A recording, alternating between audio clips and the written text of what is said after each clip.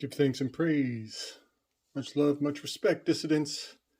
Welcome back to the Slick Dissident Shared Learning Experience. We are chipping away at the 666 tax code Belphegor's prime that is quite glaringly obvious the more I look at it, the more I see. And I really want to get straight to the point, but anybody who hasn't done the last 4 or 5 videos, going to need all that. You're going to need to go in the show notes, and you're going to have to learn about Belphegor's prime, and, Belphegor's prime. And you'll have to do a little runaround. Mathematicians have a very level head when they're talking about this mathematical phenomenon, and there are some people in the Middle East who think of it as a weaponized spirit that can be used to fight Christianity. It has a very profound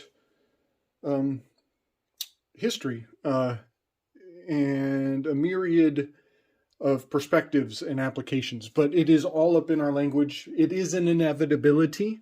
That is to say that if we had another language, because the language is linear, it would inevitably yield these shapes, these behaviors, these aspects of the Belphegor's prime. So I believe that the Belphegor is referring to the golden calf. I think Belphegor's prime is being worshipped in very high levels of affluence, people who are very much into numbers. I do believe there are certain people who are taught gematria from a very young age, and so their receptiveness to this is dialed up to a 10. So please take the time, go back, check out what I've done. You're going to need it. 216 is the number. 216 is the pattern. 216 is the code. It's TAX. That's a 20. That's a 1. That's a 24. Reduces to an X, or reduces to a 6. You can do the same exact thing.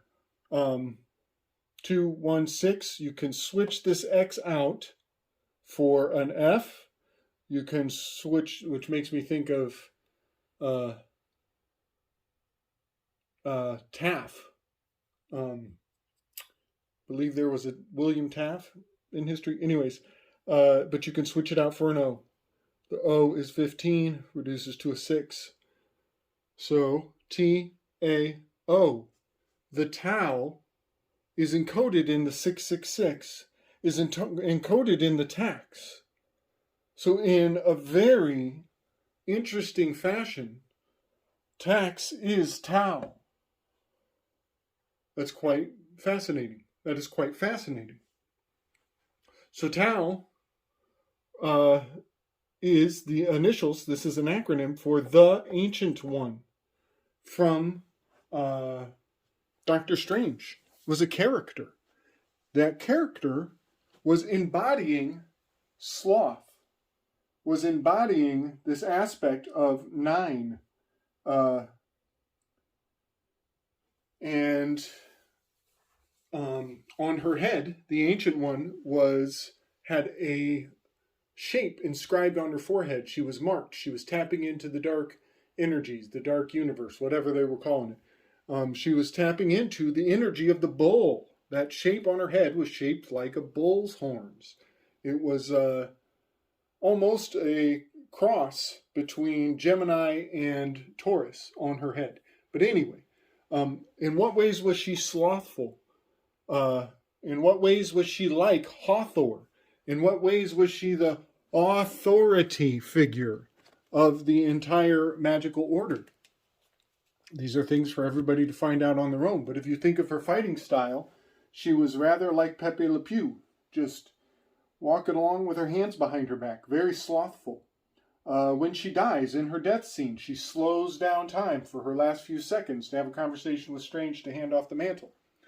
All of these things are very powerful, very significant. They're being indicated and taught to us on a level that some are getting it, some are not. And some are getting it and they don't even know they're getting it. So whether you believe in this lesson or not is up to you. The lesson is there to appreciate and take in. I believe that the Ancient One is representing not just number 9, not just Sloth, I believe, and not just the bullseye of Aldebaran, the Aldobrandini star. I believe she is also representing the pole star. She is at that pinnacle position. She is representing the Hermit card, number 9, the Hermit card, standing up at the top, holding up a single light, stationary, even leaning on a staff, much like Sloth. I, the high point, the pinnacle of the archway of the season, the top, the crowning achievement of the Analima. So many aspects of what the Ancient One represents is powerfully in play. And, I'm actually, might be more accurate to say, as I'm pointing to this north area near the Ursa Minora, it could even be better to put this number 9 to the center, the pole star in the center, as it does not move. But its proximity to the Ursa Major and Minor, its location in the northern sky, definitely kind of gives it this upper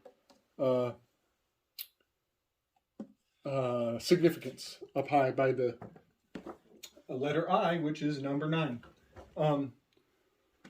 So I found that quite profound. There is a lot more going on with this Belphegor's prime in our language, but it can be highlighted through these letters and symbols and systems to be given veneration. We are venerating. And this will be coming into play very heavily, but the Ven of Venus, V-E-N, of Venus. Make sure I can be seen. Yeah. This is, Venus has a 225-day orbit. Man, got the best handwriting. 225-day orbit. V is 22, E is 5. Nus, N-U-S, that's the sun. S-U-N. Venus has a 225-day orbit around the sun encoded in her name. She has 5 fans fanning about her. Those are the petals of the flower that Venus makes with its 5 retrogrades through the year. 5-petaled flower, 5 fans of Venus. These fans are also the ears of Hathor. If you look at the image of Hathor, she has fanned out ears, and I do believe that represents circumcision process, but I'm not going to get into that too much. So we have the Ancient One representing Hathor. She's got her fans. She's also representing Venus in a major way, the 5-petaled flower of Venus in retrograde. However, there is this you could say a lower reflection, this slothfulness, this aspect that the Ancient One was tapped into the dark side, this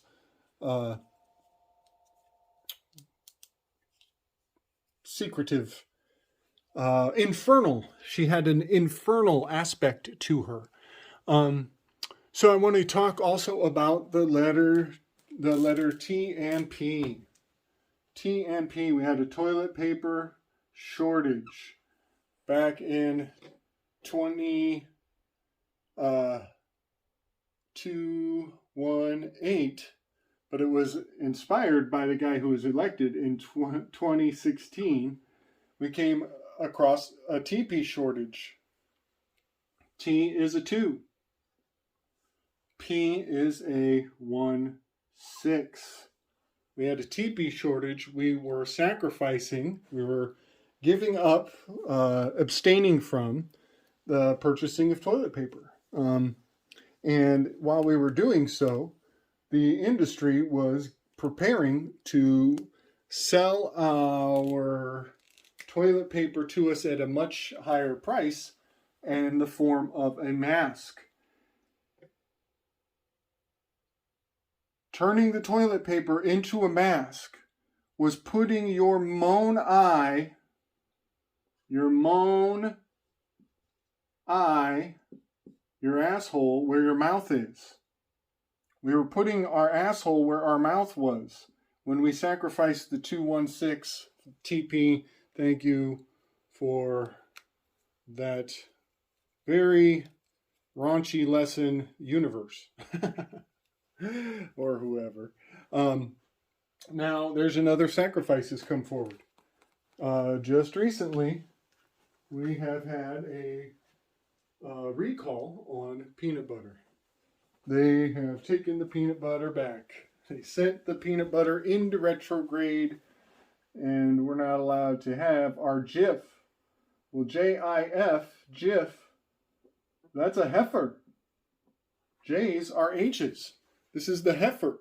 We were sacrificing the Jif to the heifer. And anybody who that's not sufficient enough, peanut butter is a P in a B. P in a B is lead on the periodic table, but guess what else it is? P is a 16, B is a 2. This is the 162. Here we are again with the 216, the Belphegor's prime. 16 squared is Benjamin Franklin's magical square. This is Benjamin Franklin's magical square. Absolutely nuts. Benjamin, bien hermano. He's definitely got that Gemini energy. So we've got bien hermanos, magical square, 16 squared, being invoked in this peanut butter recall, where we are sending back the peanut butter to the distributor, to Jif, to this one particular name, this heifer. So bien hermano and the heifer with a retrograde component. The whole thing was a Mercury retrograde from Gemini, from an air sign into an earth sign. Quite fascinating. All being represented on two-dimensional paperwork that is Hawthorized. It's absolutely nuts. But that aspect of Sloth and Hathor is going to definitely be a treasure to decode in the future and reap much benefit. One more really fascinating discovery, folks. This might be one of the most magical things I've ever found. And I really wanted to drum up big anticipatory climactic revelation on this, but I'm just going to put it out there because I don't have time. I don't have time for dramatics or for sensationalism or theme music. I don't have time for all that. I just got to get this information out. JFK. The initials JFK are 162. JFK's name is Benjamin Franklin's magical square. 216. Ben Franklin, magical square. All of this is a very powerful correspondence. It's too much. It's too much, but I just got to get it out there. And I don't have time to do the song and dance on how freaking amazing it is. The JFK is a 1-6 squared, representing Benjamin Franklin's magical square. Because Benjamin Franklin's magical square encodes the NEWS. I've been through this before. the news became our king on the day that the music died. The day that the death card rode across Ophiuchus on November 22nd in 63. It happened in 63. Where were you in 63? Folks, the spell is absolutely out of control. It's out of control. It's out of control. But we are absolutely 100%, we're worshiping this bull, these bills of exchange. So one last thing, I got to give so much love and respect and appreciation to Elsie King.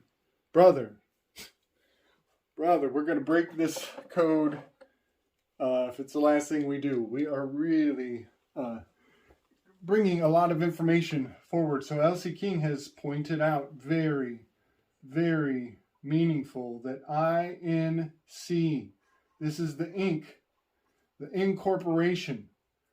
In septenary gematria, you are being told that there is a correspondence between the incorporation and the vaccination. This is the Inc.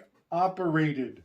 You are operated by the Inc. When authority comes along with its magical paperwork and ink, you are compelled. This is the same word. You take the VAC and you are ink reminated. You are an ink reminated. You have to obey that ink. This is so next level, folks. All of this is so important. So we probably should have seen this coming with this time of year with Mercury's retrograde, but we are in it. We are learning about it as we go. 1963, JFK, Benjamin Franklin, MagSqr. People, are you feeling this? Let me know if you're feeling this. This is a masterful spell. And for some reason, it's all unraveling in front of our eyes very quickly. It's nuts. The $100 bill. I was doing gematria today, and I look up the word Taurus in gematria. I don't even have any more space to write. I'm all out of space. I look up the word Taurus in gematria, and it's like Benjamin Franklin is laughing at me through the numbers. In ordinal English, it's a 100. Benjamin Franklin's on the $100 bill, showing the ink red bull, the incorporated, ink-operated authority is derived from this frickin' Belphegor's prime that is encoded in so many things. And I'm losing my fucking mind because you guys just watched me realize JFK 16 MagSqr of Benjamin Franklin happened in 63.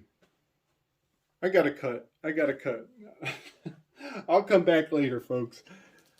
That just dawned on me as I was talking. 1963. All right. This is wild. Shoot me some comments. Tell me what this is bringing up in your mind. I'm going to break into the Enneagram next. We're going to really focus on this infernal aspect, this sloth, the slothly characteristics, because, and I'm going to also focus on that concept that sloth, number 9, is the ambassador to France, because it turns out that means there's 8 other countries who have infernal ambassadors that correspond with the Enneagram, and it's 7 deadly sins plus 2. 6 and 3 are new additions to the Enneagram deadly sin list. So deadly sins went from 7 to 9, just like September went from the 7th to 9th month. All right, folks. I'm going to hang it up here. But the next installation, I'm going to try to streamline and keep much more focused. It is really tricky to keep all this information together. I'll try to throw in some graphics to kind of fill in any blank spaces that I might have missed. But big love to Elsie King for the incrimination and the INC correspondence to the VAC. That is so powerful. The JFK spell is the thought that keeps on thinking. All right. Strength and love, y'all. Much respect.